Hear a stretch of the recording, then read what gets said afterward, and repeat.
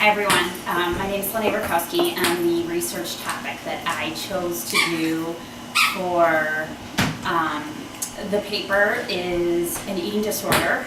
Most of us take eating for granted, and there are certain individuals out there that struggle with a psychological disorder known as anorexia nervosa.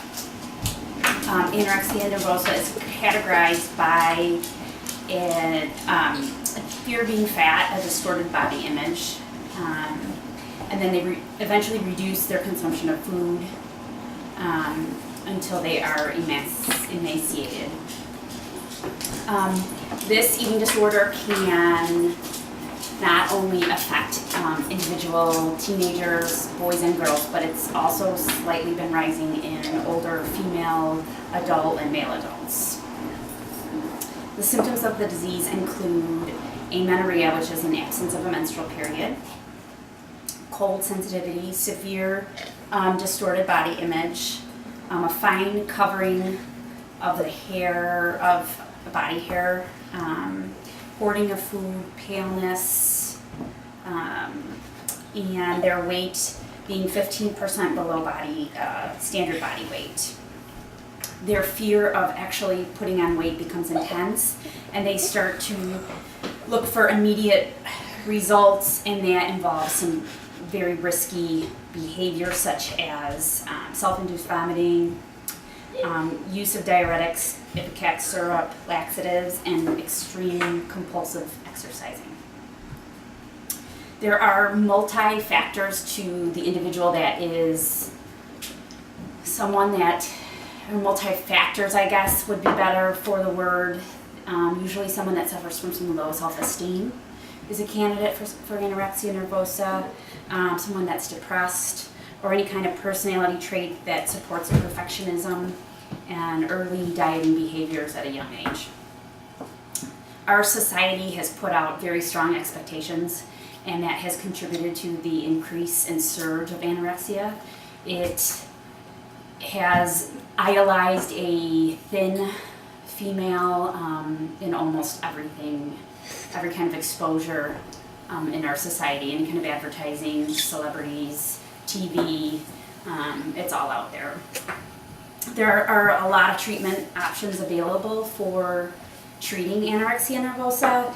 There's individual therapy, family therapy. They can start an awareness at school where teachers and staff can try and establish good nutrition and good eating habits for young individuals. And that can lead to more positive self-esteem and more positive self-body image.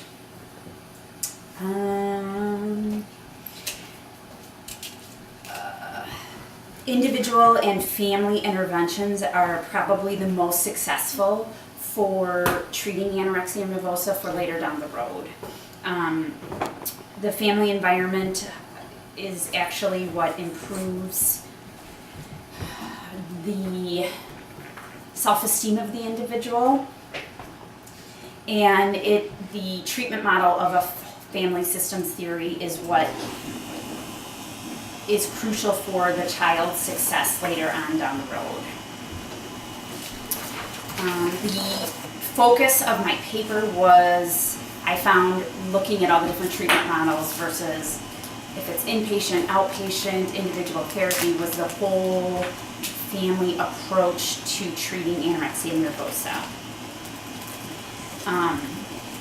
This approach starts out by not blaming the actual family as a root cause and decides to give more alternative routes to the family to strengthen and support the sick patient. I did find one case study that I used in my paper that involved a 16-year-old female that presented at a weight of 83 pounds. She was 5 feet 4 inches, and she had an 8-month history of amenorrhea, which is the absence of a menstrual period. She lived in an intact home. There was no divorce. She had a younger sister. She also had experienced 8 months of increasing physical exercise, very limited caloric intake, and a weight loss of over 35 pounds. And they used the whole family approach with her. And this is treatment that I found was most successful and it appeared to, in my experience, look like it would, work the best. I also likened that as a parent of what I would do. I have 4 kids, and I would like a lot of involvement in treatment. So that's another reason that this kind of struck a little close. I have 3 girls, so it kind of struck close to heart. So the first phase of this whole family treatment is actually refeeding the patient. That usually involves a 6-week hospital stay. It involves an NG tube, and it involves actually bringing the patient's weight back up to a safe spot for them. The second phase is, it also involves cardiac monitoring to make sure that they're not doing any damage to their heart.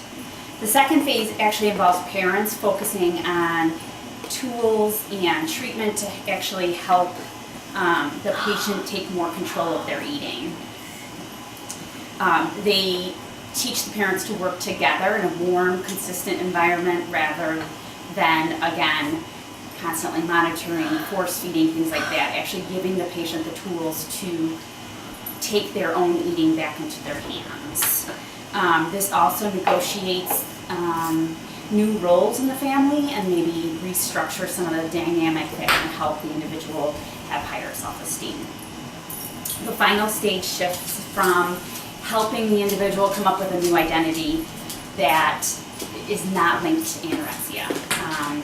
They usually have some, strong feelings about it and low self-esteem behaviors associated with that, so they start to rebuild up the individual with some strength to help a new identity away from any of the behaviors that they were using before. And that's really all I have. The research that I looked at over the course of all the treatments says that this is actually very curable.